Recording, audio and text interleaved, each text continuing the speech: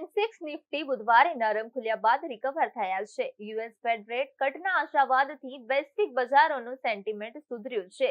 Sensex પાછલા બંધ 84,587 થી ઘટીને આજે 84,503 પર ખુલ્યો હતો. ત્યારે બ્લુ ચીપ, ટાટા ગ્રુપ અને રિલાયન્સ શેરમાં તેજીથી સેન્સેક્સ 250 પોઈન્ટ જેટલો વધીને 84,850 લેવલ આસપાસ ટ્રેન્ડિંગ કરી રહ્યો છે.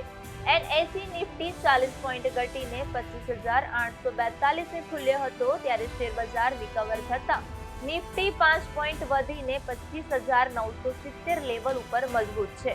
આજે બજારની શરૂઆત મજબૂતી સાથે થઈ હતી. સેન્સેક્સ 217.47 પોઈન્ટ અથવા 0.25% વધીને 84,801.75 પર ટ્રેડ થઈ રહ્યો છે. જ્યારે નિફ્ટી 65.95 પોઈન્ટ અથવા 0.25% વધીને 25,950.75 પર ટ્રેડ થયો છે.